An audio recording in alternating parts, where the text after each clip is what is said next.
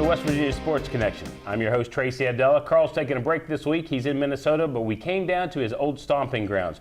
We actually brought the show on the road. We're in Huntington. We're broadcasting to you from the Shuey Building at Joan C. Edwards Stadium, and my guests are from Marshall University. It's the athletic director, Mike Hamrick, Assistant Athletic Director, Chuck McGill. Guys, thanks so much for having us down. Great to have you here. Get you here on our campus and our facilities and get a good look here at Marshall University. It's a great facility. It's a great campus. Chuck and I had talked earlier before we started the show about some of the stuff I did years ago when we were covering events here, when you had Pennington and Moss and Coach Pruitt, and it was such fun memories. I mean, I remember them just like they're yesterday, and Chuck and I were talking. I can't believe it's as long as it's been since it's been that time, but I'm not going to say what year that was. So. I think it was probably 1998. Well, I guess you're going to date me, but okay, yeah, it was 98. It was 98.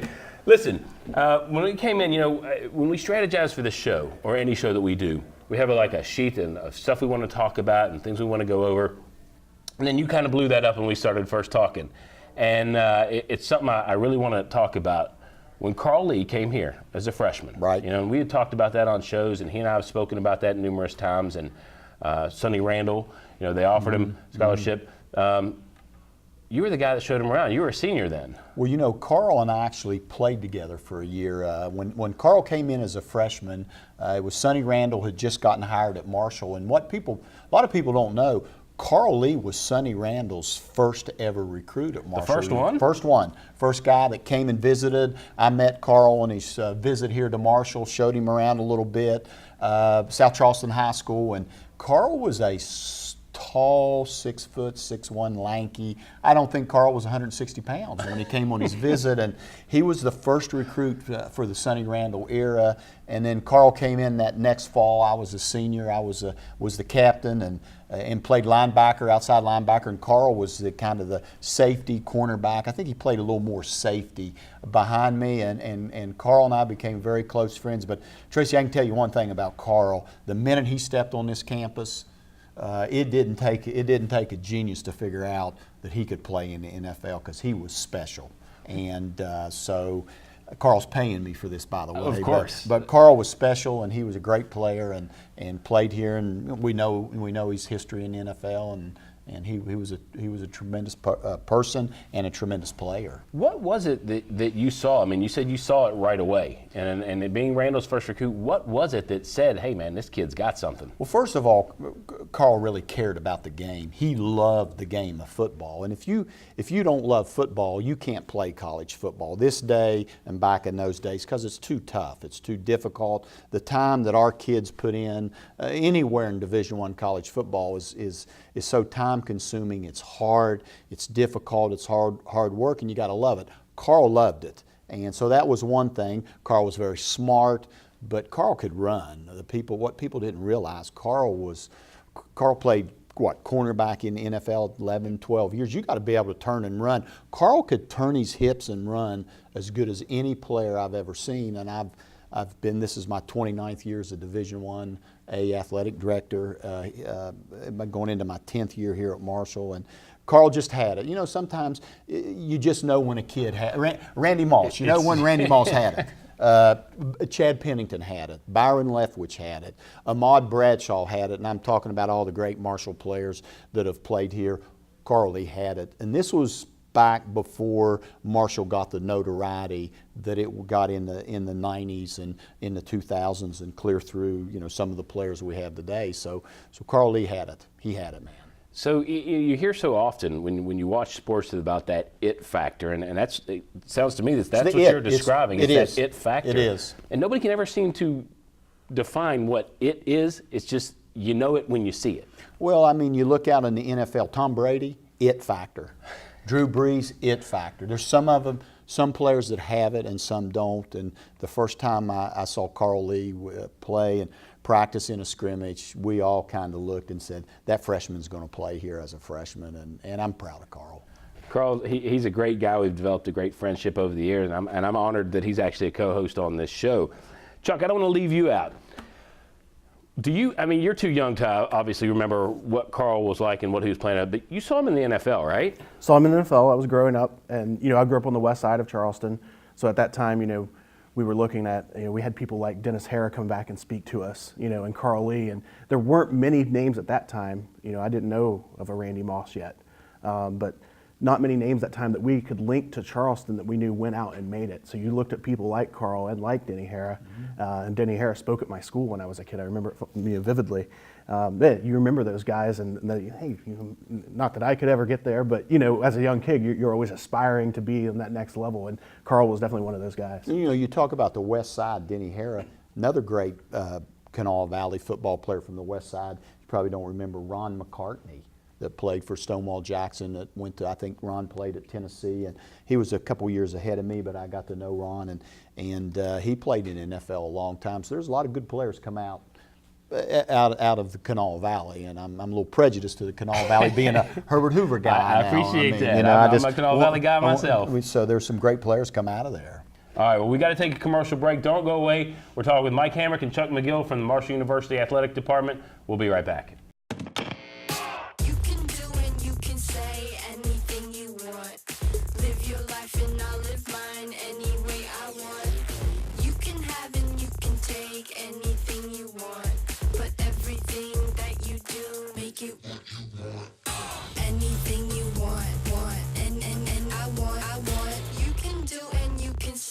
Anything you want, but everything that you do, make it what you want.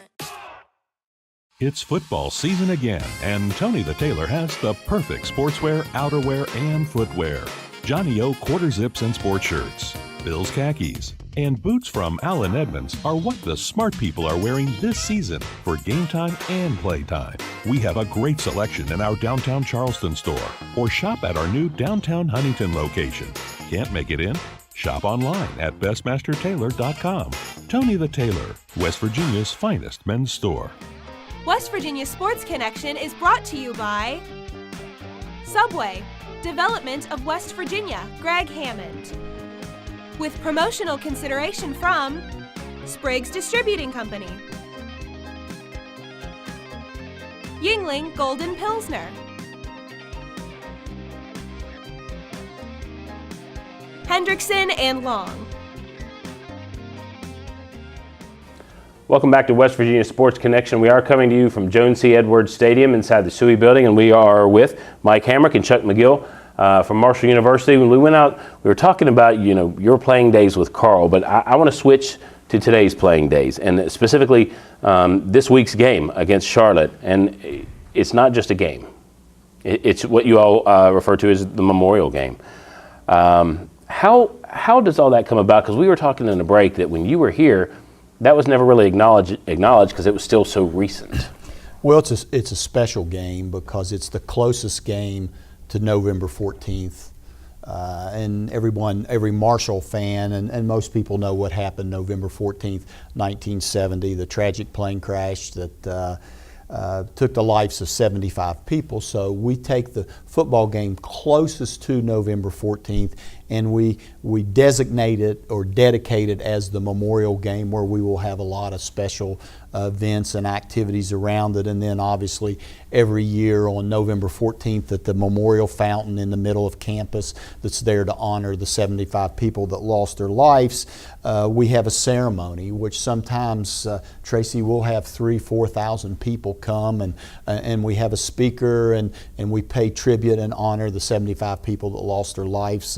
Our football team's there. They put roses on the fountain. Like I said, we have great speakers. Actually, this year we have a young lady named Leslie Garvis, whose father was on the plane, not as a part of the Marshall family, but he was the charter coordinator who coordinated the whole entire charter. He lost his life.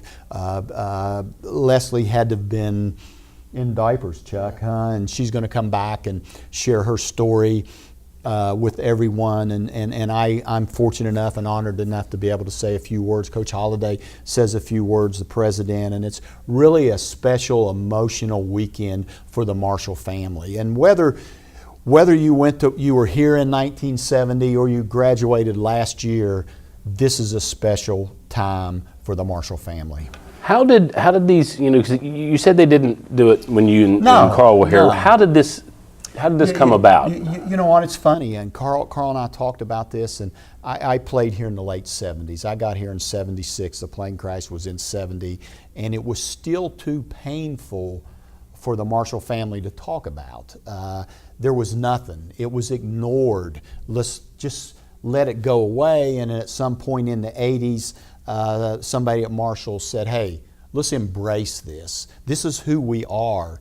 This is our fabric. And then obviously they started the memorial service, and then in 2006 the movie We Are Marshall came out. Matthew McConaughey that told the story of how the football program was brought back. But again, when I was here, we wanted to ignore the tragedy, and now we don't ignore it, Tracy. We embrace it.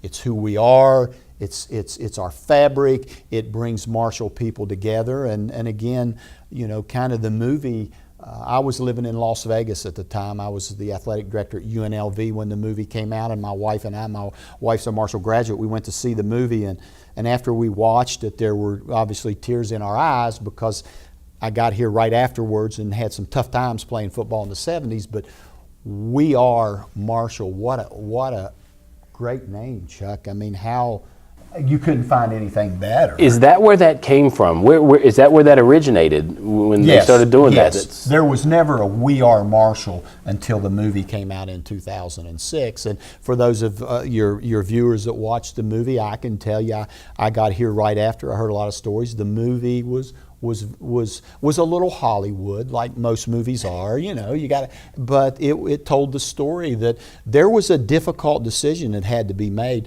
Does Marshall continue football, or does it just stop? And there were people that wanted to discontinue football. When I played here in the late 70s, we were not very good. It was hard to get the program back, and there were people that wanted to discontinue the football program well into the 70s because of our lack of success, and thank goodness someone had the vision to not do that. What a you know, when you say rise from the ashes, there could be nothing more appropriate than that. And talking to Chuck, so Conference USA sets, I guess, makes sure that you guys have a home game surrounding that date? Yeah, actually they do, yeah. Actually, we play home this weekend and we play home the following weekend. They actually gave us the week before and the week after for us to choose, you know, when we would want to play would want to have the Memorial game. But Tracy, you know, you do this show. This is a sports show, and we talk about sports all the time. And I am fortunate enough to get asked to come out and talk about Marshall and Marshall's story a lot, being the director of athletics here. And my speech always says, Marshall football is the greatest comeback story ever in college. Think about it. Ever in college athletics. How many football programs were totally destroyed and came back the next year and was the winningest program in the 90s, were the winningest program, first or second winningest program in this stadium, were the winningest bowl program in college football with an 11-2 record, Chuck. Sounds right. And Coach Holliday is the winningest bowl coach with 5 games or more. He's 5-0. So you talk about Not many coaches can say that. No, and I kid him. I'm 6-0 here in bowl games, so I want to throw that in on your show. But you think about it. You think about it, Tracy. A comeback story. There's nothing more better than comeback than Marshall football.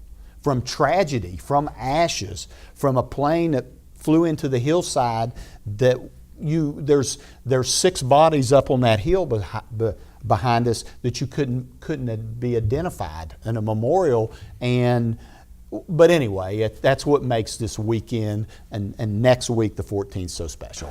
Chuck, when you left Charleston and you came down here and worked here, how much of the mystique of Marshall brought you down here? What brought you here to Marshall? Well, you know, I started to cultivate a relationship with Mike when I was the Marshall beat writer from 2009 to 2011, which was his first year. It was my first year back in West Virginia in sports media, his first year back as the athletic director. So we were kind of starting anew together, and we developed that relationship. But what I came to know from being around Mike, you know, we used the hashtag on social media, Herd Family. And that became very apparent to me that this was a place that kind of fostered that idea. So when in 2016, when I had the opportunity to come down here, it was pretty much a no-brainer because I could work with Mike and the people that Mike had hired. I had a wife who was in the media business who could come down here, but also had a young son who I could raise in a college environment that kind of embraced that herd family and that family concept. And all of this, all of what Marshall Athletics is, has become part of our family. And that's why this weekend in particular, even though I didn't have someone who I lost, you know, I was born in 1980s. I was born 10 years after the crash. I didn't know anyone in the crash. I'm not from Huntington. I didn't go to Marshall University. But so much of it is now part of the McGill family because it all becomes personal to you in some way. You know, my son is 6 years old, and at his elementary school, there are multiple people who lost people in the crash. He knows what it is. He's very aware of it. He understands what happened. It means something to him. And so when you go to this fountain ceremony on November 14th, you're surrounded by people who are different ways. It's a fabric of your being once you're here, once you're part of the Marshall family. So that's why we call it sons and daughters of Marshall. You're one forever, no matter how you got there. And that's what Marshall means to me, and that's what's such a meaningful place to work. It's bigger than our student athletes are important, our coaches are important, the athletic administration, our fans, everybody's so important and so key to what we do. But it's still bigger than sports because of what happened here and how it impacts your life forever. That's an awesome story, man. Listen, I'm going to take that opportunity. We're going to take another commercial break. Don't go away. We're talking with Mike Hamrick and Chuck McGill from Marshall University. We'll be right back. You can do and you can say anything you want. Live your life and I'll live mine any way I want. You can have and you can take anything you want. But everything that you do, make it what you want. Anything you want, and I want. You can do and you can say anything you want. But everything that you do, make it what you want. It's football season again, and Tony the Tailor has the perfect sportswear, outerwear, and footwear. Johnny O quarter zips and sports shirts, Bill's khakis, and boots from Allen Edmonds are what the smart people are wearing this season for game time and play time. We have a great selection in our downtown Charleston store, or shop at our new downtown Huntington location. Can't make it in? Shop online at bestmastertailor.com. Tony the Tailor, West Virginia's finest men's store. West Virginia Sports Connection is brought to you by Subway, Development of West Virginia, Greg Hammond. With promotional consideration from Spriggs Distributing Company, Yingling Golden Pilsner, Hendrickson and Long. Welcome back to West Virginia Sports Connection. We are coming to you from Jones C. Edwards Stadium inside the Shuey Building, and we're talking with Mike Hamrick and Chuck McGill from the Marshall University football program, or athletic program, I should say. In the football building. Yeah, that's right, in the football building. And listen, if you like, the show's going to be a great show. They've got some fantastic stories. You can check us out. It'll be this Thursday on Network West Virginia at 5:30, also on Facebook, on YouTube, on iTunes, and on our website at wvsportsconnection.com. All right, guys, now that I got the plugs out of the way, we were talking, going into the break about, what this weekend means. Now, you guys have also invited a bunch of players back.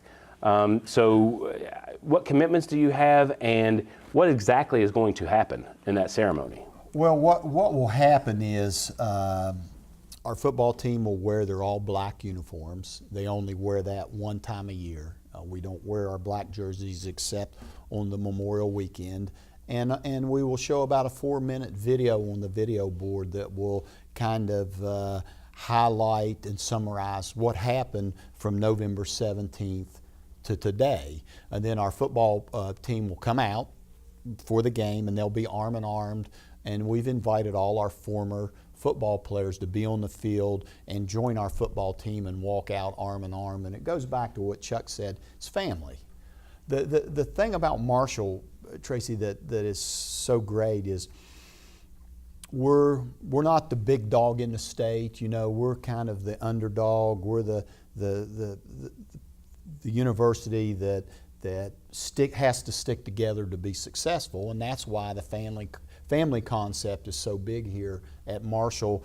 And we're trying to embrace each other this weekend, and so we've got many of our former players coming back. They'll be here with our guys, and it'll be a touching weekend here in Huntington.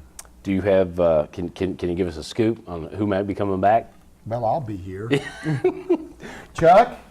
Well, we've got a lot of guys. Yeah, We've got all areas. We've got all areas. We got. We got. It's funny. We get a lot of guys back from the Young Thundering Herd, and we don't talk enough about the Young Thundering Herd. Those are the guys that played 71, 72, 73, 74. Those are the guys that put the program back together. That actually won 2 games, Tracy, the year after the crash, with all freshmen and guys who had been hurt, and the Reggie Oliver quarterback, and a lot of the Young Thundering Herd guys continue to come back because some of them were here when the plane crashed, and they lost a lot of friends. Can you imagine having lunch with one of your best buddies you play football with, and you say, "See you later, man, go win that football game at East Carolina," and then the next Saturday night at 9 o'clock you hear a rumor that the plane has crashed, and you'll never see that guy again? I mean, I couldn't even that was imagine. difficult on so many people, and we grieve over it. But it's like I said, it's the fabric that holds this university, this community, and the Marshall family together. When I was younger, and not that I'm old, but when I was younger and covering these games, it always felt like there was. Now they were highly successful at that point because they'd come off the national championship in Division II, and Michael Payton, and and then you get Chad comes in. I remember as a freshman, what is like 3rd or 4th on the depth chart, and through injuries he rises, and it just always felt like there was something special. Obviously you won a lot, but it wasn't just the winning. It just, is that what it is? Is it just the whole community is together? Because it felt different. I'd covered stuff in Notre Dame and WVU and all kinds of things, but it just felt different here. You know what? And I'm a native West Virginian. I grew up in West Virginia, the Kanawha Valley. Went to school at Marshall, played football here, moved away for 30 years, came back 10 years ago to finish my career and live in West Virginia. So I'm a West Virginian. But you look at a school like WVU, and they get great support, but a lot of their support, their people didn't go to school there. They're West Virginians, and that's good. That's okay.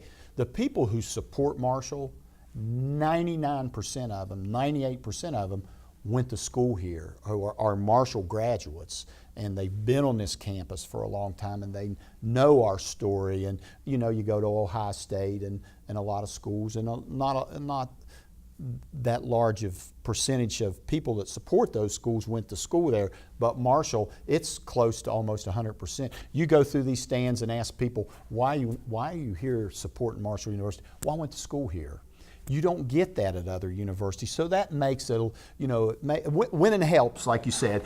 Randy Moss and Chad Pennington and Byron Leftwich and Ahmad Bradshaw helps, but when your fan base all went to school here and has experienced the campus and the community, it makes you a little bit tighter as a family. At least that's, Yeah, well, you look around our athletic department, Mike obviously played here and came back. Doc Holliday, grew up down the road. Our men's basketball coach, Dan D'Antoni, played here. We just hired a swimming and diving coach who was an assistant here a few years ago, left and came back. Our men's soccer coach, Chris Grassi, who had success at University of Charleston, was a graduate assistant here and came back. Our golf coach, Matt Grobe, is the son of Jim Grobe, who was an assistant coach here. People come here, and Huntington gets in them, and Marshall gets in them, and they come back and they stay around for a long time. And I think that's where you can look around and you see that people who have stuck around or come back, went somewhere else and come back, they know it's because it's a special place. Look, we could talk on this topic for hours, Absolutely. but you touched on something that I wanted to get to. Also, you talked about Dan D'Antoni, and the basketball season's getting ready to open tonight, right? Yeah, we open tonight. Yeah. So, what was it like last year? It had been, 17, 20 years since they had been 31. 31. Yeah. Good gravy. We're getting old, man. I'm telling my age because I remember when they were in it before. But what an exciting setup. And I'm telling you what, the NCAA doesn't do a lot right in that tournament in matchups, but boy, did they ever get it right. when they set it up that if West Virginia won and Marshall won, they would play each other. Such success. You know where I work in Charleston, right? Sure. I run Adelphia Sports Bar and Grill. There was such a Marshall crowd that first game. It was phenomenal, and it was such a great game. Is that going to propel basketball at Marshall University? Well, first of all, we've never won an NCAA tournament basketball game in the history of Marshall basketball. We won our first one when we beat the number 4 seed, Wichita State. We were the 13th seed. So that's big. That's a start. We think we're going to have a very good basketball team this year. It's full of West Virginia kids. You know, John Elmore's a Charleston kid. C.J. Burke's a Panhandle kid. Gerard West is a Bridgeport, Clarksburg kind of guy. Rondell Watson's a Greenbrier County kid. So we got a lot of West Virginia kids on our team, which really helps, is a great appeal to our fans. But we play an exciting brand of basketball. But that did tremendous things for our basketball program. And, you know, we were the hunter a year ago. Now we're the hunted now, which sometimes is not good, but that is good. And that's It lifts your expectations, right? Lifts your expectations, and that's kind of what we've been in football. I mean, people look at our football program over the years and say it's a very highly successful program. I told people that last year there were 8 schools that won a bowl game and won a first-round NCAA basketball game. 8 schools. Notre Dame, Michigan State, Purdue, Duke, Ohio State, I'm missing a couple more, and Marshall. There were 8 of them, and we were one of the 8. So we have a legitimate, successful program here that's recognized on a national basis. But basketball has just added so much to what we're doing here, and our people are excited about basketball season, and they're still excited about football. We still have a chance to win our division if we can win out. You know, we messed up a little bit last weekend, but you know, I believe this team will get right back on the right track. Listen, guys, as always happens when I do these shows, we run out of time, and we're out of time now. But please, can we come back down? Will you guys be back on our show? Absolutely. And next time I promise you, Carl will be here. Good. He'll you know, he's How about got- some he's a little chicken catchy. wings from Arkadelphia? Well, we'll just see what we can do about that, all right? Hey, listen, thanks for watching, guys. Don't forget, you can check us out on Facebook, YouTube, iTunes, our website at wvsportsconnection.com, and on Network West Virginia. And if you like what you see, we're always looking for sponsors. You can find the information on our website. Thanks, and we'll see you next time.